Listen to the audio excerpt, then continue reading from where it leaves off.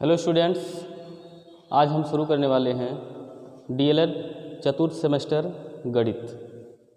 पहला चैप्टर इसका है करड़ी, करड़ीगत राशियाँ, करड़ी चिन्ह तथा करड़ी का घातांक।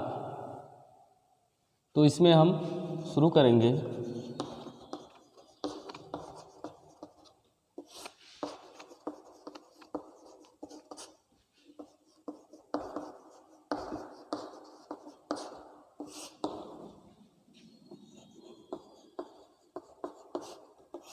करड़ी करड़ी राशियाँ वह संख्याएं जो पूर्ण घन प्राकृतिक संख्याएं या परिमेय संख्याएं नहीं होती हैं, उनके घनमूल भी जो है परिमेय संख्याएं या प्राकृतिक संख्याएं नहीं होती हैं। ऐसी संख्याओं को हम अपरिमेय संख्याएं कहते हैं या करड़ी संख्याएं कहते हैं। ठीक है। अब इसमें करड़ी के कुछ नियम हैं। सबसे पहले करड़ी के नियम हैं। पहला नियम करड़ी का है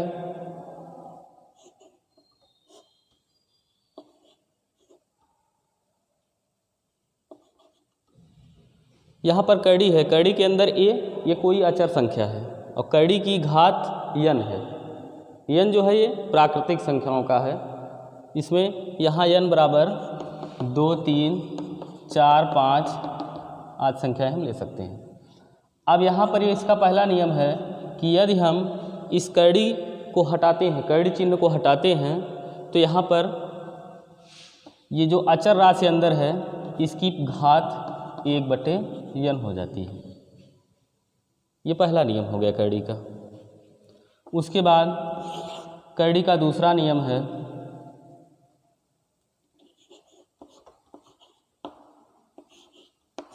a/1 करड़ी के अंदर उसकी पावर n। यहाँ पर हम देख रहे हैं कि a/b है, a/b। यहाँ a और b दोनों अचर संख्याएं हैं और करड़ी की घात n है। तो यहाँ पर जब हम करड़ी चिन्ह को हटाएंगे तो ये अलग अलग करड़ी के रूप में डिवाइड हो जाएगा। करड़ी के अंदर a की पावर n अपान करड़ी के अंदर b की पावर n हो जाएगा। इसी प्रकार से इसका तीसरा नियम है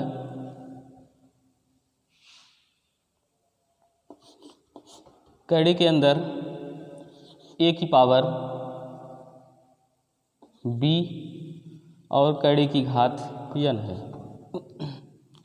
तो यहाँ पर जो है जब हम करड़ी चिन्ह को हटाएंगे तो यहाँ हो जाएगा a/b करड़ी के अंदर है और पहले वाले नियम के अनुसार इसकी घात हम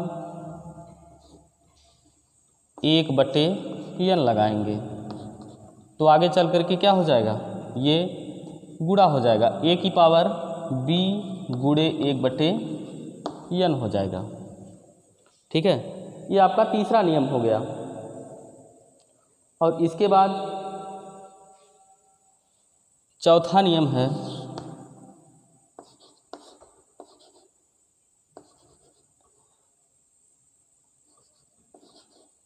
करड़ी के अंदर a है, उसकी घात m है, फिर उसके ऊपर करड़ी है, इसकी घात n है।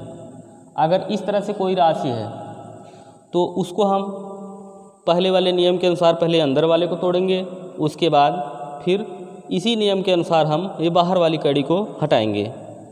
तो यहाँ पर हो जाएगा कि a की पावर 1/m, फिर बाहर वाली जब कड़ी को हटाएंगे हम तो यहाँ पर भी जो है इसकी घात जो है लग जाएगी 1/n। ठीक है। उसके बाद जब हम इस कोष्ठक को हटाएंगे तो हटाने के बाद हो जाएगा a की पावर 1/m गुणे 1/n, अर्थात ये हो जाएगा a की पावर 1/mn। ये हो जाएगा आपका।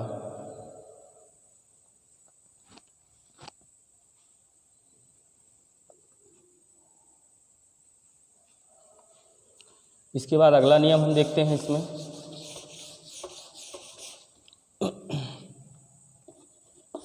पांचवा नियम है। पांचवा नियम आपका है, इसके अंदर ए, कड़ी के अंदर ए, उसकी पावर m, फिर कोष्टक बाहर और इसकी पावर n। अब यहाँ पर हम पहले वाले नियम के अनुसार इस कड़ी को तोड़ेंगे तो हो जाएगा a की पावर 1/m, फिर गुणे ये बाहर जो कड़ी लगी हुई है, बाहर जो n है ये, इस n का क्या करेंगे, इसमें हम गुणा कर देंगे तो हो जाएगा a की पावर n/m। इस तरह से ये कड़ी के कुछ नियम थे। ठीक है, अब यहाँ पर हम आगे इससे संबंधित कुछ क्वेश्चन को सॉल्व करेंगे।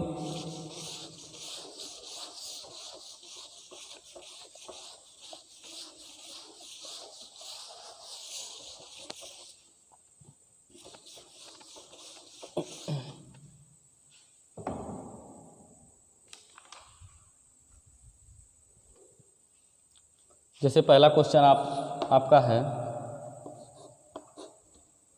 कड़ी में 3 और कड़ी की घात यहाँ पर है 3। कड़ी में 3 है, इसकी घात 3 है। यूँ आप इसको कह सकते हैं कि 3 का ये घनमूल है। यहाँ पर हम जब इसको तोड़ेंगे आगे तो 3 की घात 1/3, अर्थात ये क्या हो जाएगा, 3 का घनमूल। अगर मान लीजिए आपको दिया गया है कड़ी में 4, यहाँ कड़ी के अंदर कोई भी राशि नहीं है तो यहाँ पर जो है, यहाँ 2 घात हमेशा छिपी रहती है। ऑलरेडी 2 घात हमेशा यहाँ पर छिपी रहती है। तो यहाँ पर जो है, इसका मतलब क्या हो जाएगा कि हमको यहाँ 4 का वर्गमूल ज्ञात करना है। तो 4 का वर्गमूल हम निकालेंगे तो वर्गमूल निकालने की 2 विधियाँ होती हैं, एक भाग विधि होती है और एक गुणनखंड विधि।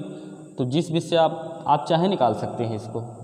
तो 4 का वर्गमूल हम जब ज्ञात करेंगे तो गुणनखंड विधि से 2 से पहले डिवाइड करेंगे, 2 दूनी 4, 2 एकम 2। यहाँ पर हम इसमें गुणनखंड कर लेंगे। गुणनखंड करने के पश्चात हम यहाँ जोड़ा बनाएंगे। यहाँ 2 का जोड़ा बनता है तो यहाँ 2 ही संख्याएँ हैं, 2 इसका जोड़ा बन गया और इसमें से हम 1 2 बाहर कर लेंगे। यही 2 जो है इसका हो जाएगा वर्गमूल। ठीक है, इस तरह से एक और क्वेश्चन हम देखते हैं।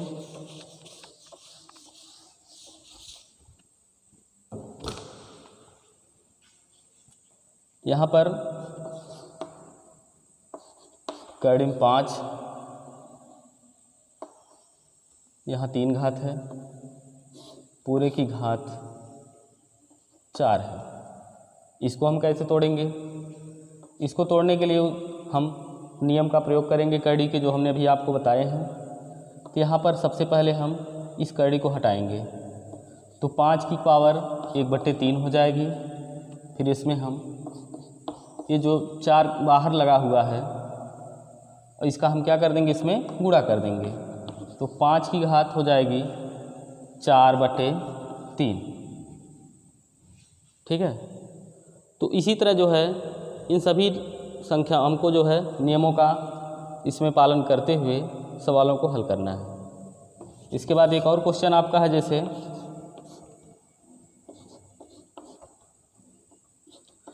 4/16 इस तरह से दिया गया है। तो जैसा कि हमने नियम में बताया है कि अगर जो है 2 अचर संख्याएं हों और कड़ी की उनकी कोई घात हो तो इनको अलग अलग हम अंश और हर के रूप में लिख सकते हैं। यहाँ कड़ी में 4 हो जाएगा बटे कड़ी में 16, ये अलग अलग हो जाएंगे अंश और हर में। फिर इसके बाद 4 का वर्गमूल निकालेंगे। 4 का वर्गमूल हो जाएगा 2 हो जाएगा। इसके बाद 16 का वर्गमूल हो जाएगा 4। तो यहाँ पर अब इसको हम डिवाइड कर सकते हैं। 2 एकम 2, 2 दूनी 4, 1/2 हो जाएगा। इसका मान 1/2 हो जाएगा।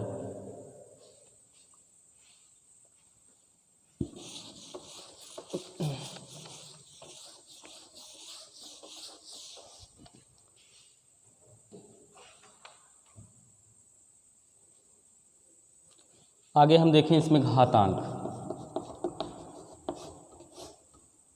घातांक जो होता है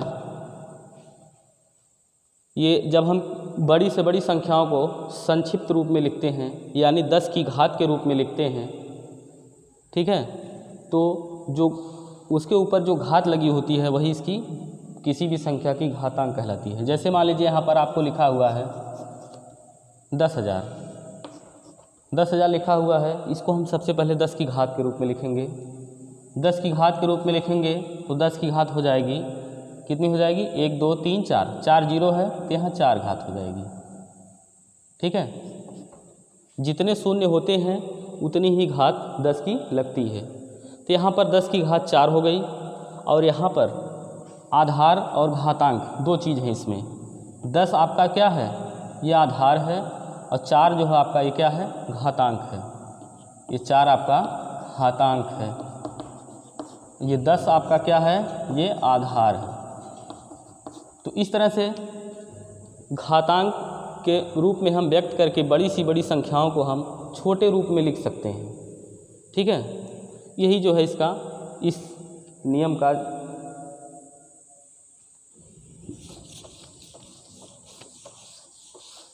आगे कुछ क्वेश्चन हैं इससे संबंधित। जैसे दिया गया है 5 की घाते 3 भागे 5 की घाते 3 भागे 5 की घाते 2, इसको आपको सरल करना है, को सरल कीजिए।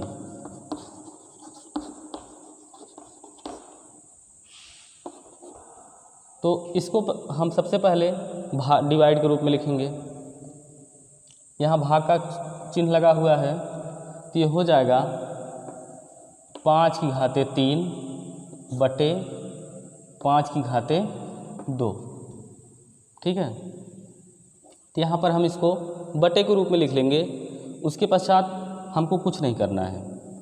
अब हम इसको जो है जब हम ऊपर ले जाएंगे 5 की घाते 3 गुणे 5 की घाते ये -2 हो जाएगा। जब ये 5 की घात 2 जब ऊपर जाएगा अंश के, इसकी घातांक ऋणात्मक हो जाएगी। और अगर हम इस 5 की घात को 3 को नीचे लाते हैं तो ये इसका क्या हो जाएगा, इसकी घात भी ऋणात्मक हो जाएगी। ऐसा घातांक का नियम होता है।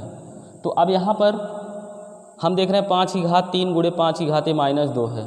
तो यहाँ पर घातांक के नियम के अनुसार समान आधार पर गुणा में घातें जुड़ती हैं। तो यहाँ पर हम इनको जोड़ेंगे घातों को, 5 की घाते 3 और यहाँ -2 है, जो ऐड करेंगे इसको तो ये -2 हो जाएगा। 5 की घाते 3 में से 2 घटाएंगे 1, यानी यहाँ आंसर इसका 5 आएगा। 5 इसका आंसर आ जाएगा। इसी प्रकार अगले क्वेश्चन को हम आते हैं।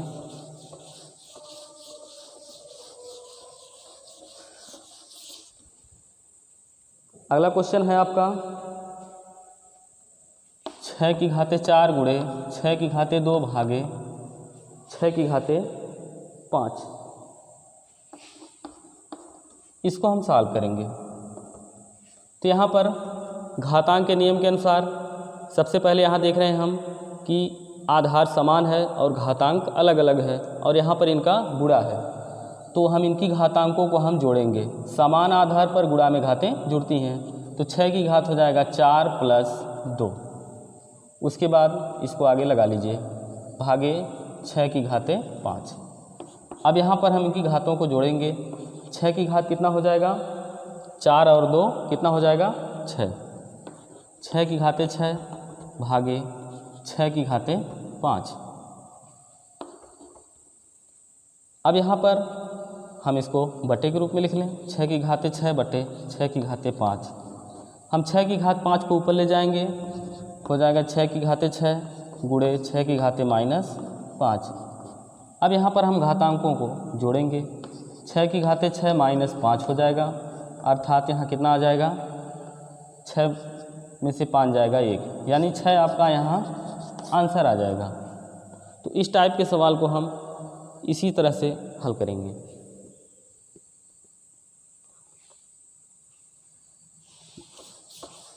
अगले क्वेश्चन को देखते हैं।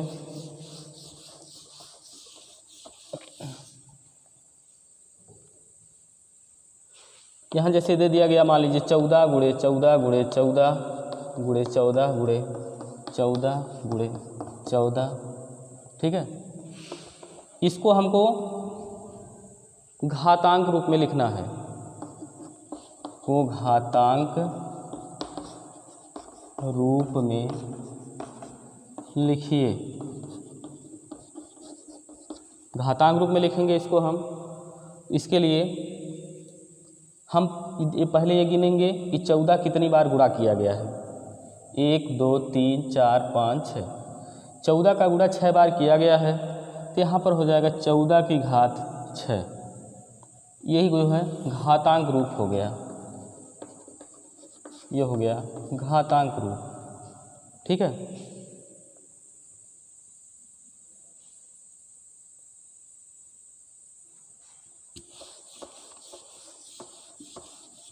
इसके बाद अगला क्वेश्चन आता है आपका 3125 का घातीय संकेतन। 3125 का घातीय संकेतन क्या होगा? यानी हमको 3125 को जो है घात रूप में लिखना है, ठीक है। तो सबसे पहले हम इसको घात रूप में लिखने के लिए हम इसका अभाज्य गुणनखंड करेंगे। 3125 का हम अभाज्य गुणनखंड करेंगे। तो यहाँ पर सबसे पहले हम सबसे छोटी संख्या से इसको डिवाइड करेंगे। तो हम देख रहे हैं यहाँ पर कि यहाँ इकाई अंक इसका 5 है, तो विभाज्यता के नियम के अनुसार जिस संख्या का इकाई अंक 0 और 5 हो वह संख्या 5 से पूरी तरह विभाजित हो जाती है। यानी ये संख्या आपकी 5 से पूरी तरह विभाजित हो जाएगी। इसलिए सबसे पहले हम इसको 5 से डिवाइड करेंगे। तो 5 छक्का 30 हो जाएगा, बचेगा 1, यहाँ हो जाएगा 5 दूनी 10, फिर यहाँ 5 हो जाएगा, यहाँ 2 बचेगा 25 हो जाएगा, 5 पच्चे 25 हो जाएगा। फिर हम देख रहे हैं इकाई अंक इसका 5 है, इसको हम 5 से डिवाइड करेंगे। 5 से डिवाइड करेंगे, फिर 5 एकम 5 बचा 1 इसमें, और ये 2 12 हो गया, यानी 2 बार भाग जाएगी, 5 दूनी 10 हो जाएगा। फिर बचेगा 5 यहाँ, 5 पच्चे 25 हो जाएगा। फिर हम इसको डिवाइड करेंगे 5 से, 5 दूनी 10, 5 पच्चे 25 हो जाएगा। पुनः ये 5 से ही कटेगा, 5 पच्चे 25 हो जाएगा। फिर 5 से ही ये कटेगा, 5 एकम 5 हो जाएगा। तो अब इसको हम गुणा करके लिख लेंगे। सबसे पहले 5 गुणे 5 गुणे 5 गुणे 5 गुणे कितनी बार है? 1 2 3 4 5 बार, 5, ठीक है। अब हम देख रहे हैं कि एक 5 जो है 5 बार गुणा हुआ है, यानी हम यहाँ पर 5 की घात 5 लिखेंगे। यही इसका आंसर हो जाएगा और इसका घातीय संकेतन हो जाएगा।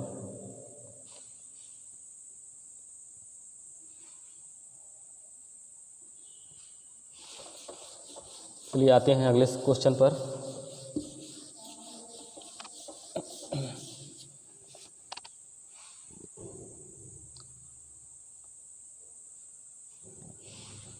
चार गुणे 5 की घाते 2 प्लस 5 गुणे 4 की घाते 2, ये आपका एक क्वेश्चन है। इसको आपको सॉल्व करना है, ठीक है। तो यहाँ पर आप इसको सीधे तरीके से भी सॉल्व कर सकते हैं, और यहाँ पर घातांक का नियम भी लगा करके सॉल्व कर सकते हैं, या इसको हम यूँ कहें इसमें हम कॉमन लेकर के भी सॉल्व कर सकते हैं। तो आप आपको जो भी समझ में आए उस तरह इसको सॉल्व कर सकते हैं। तो हम यहाँ जो है हम यहाँ कॉमन लेकर के सॉल्व करेंगे इसको। तो हम देख रहे हैं यहाँ प्लस चिन्ह लगा हुआ है, इधर भी संख्याएं गुणनफल के रूप में हैं, इधर भी संख्याएं गुणा के रूप में हैं, ठीक है। तो हम यहाँ देख रहे हैं दोनों साइड में 4 आपको मिल जाएगा और दोनों साइड में 5 आपको मिल जाएगा। तो सबसे पहले हम 4 गुणे 5 ये कॉमन बाहर निकालेंगे। उसके बाद यहाँ पर आपका एक 4 तो बाहर निकल गया, एक 5 इसमें से निकला है, एक 5 यहाँ पर बचेगा, इसका प्लस लगाइए यहाँ पर। उसके बाद यहाँ से 5 निकल गया और एक 4 निकल गया, यहाँ 4 बचेगा, ठीक है। तो अब यहाँ पर हम जो है अंदर वाले को सॉल्व कर लें पहले। 4 गुणे 5 गुणे 5 4 कितना हो जाएगा, 9 हो जाएगा। अब हम गुणा कर लें इसको। 5 चौक के 20 गुणे 9, 20 9 180, ये इसका आंसर हो जाएगा। ठीक है, तो ये आपका जो है ये इसका हल हो गया। इसी तरह से इसमें और सारे क्वेश्चन हैं।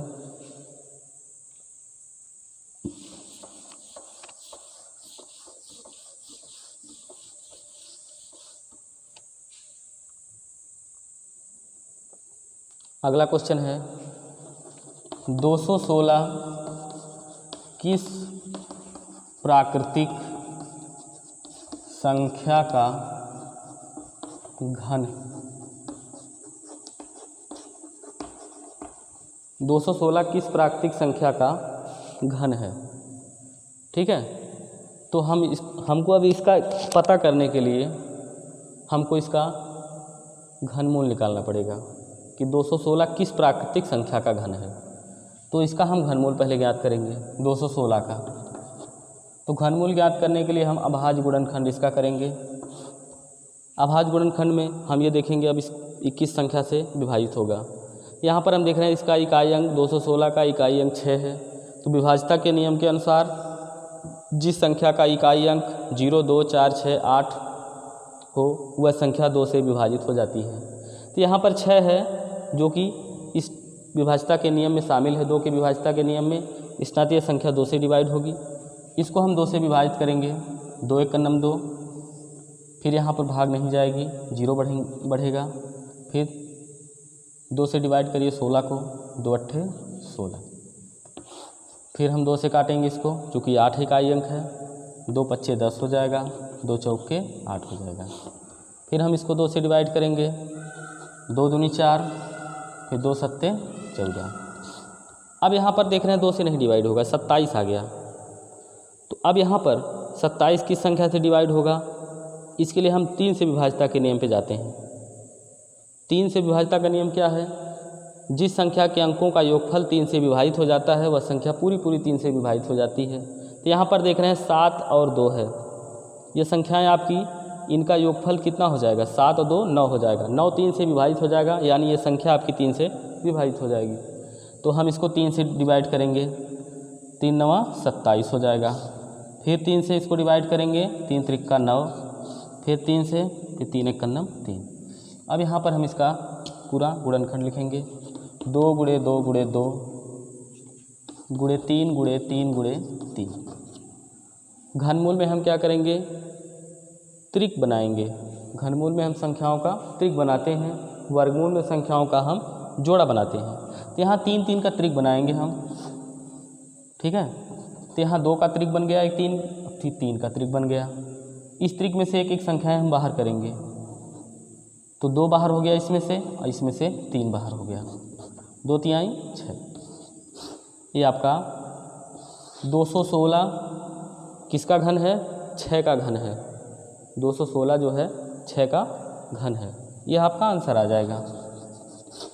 ठीक है स्टूडेंट्स, बस आज का पहला चैप्टर आपका यहीं समाप्त होता है। फिर अगले दिन आपको नए चैप्टर में हम मिलेंगे।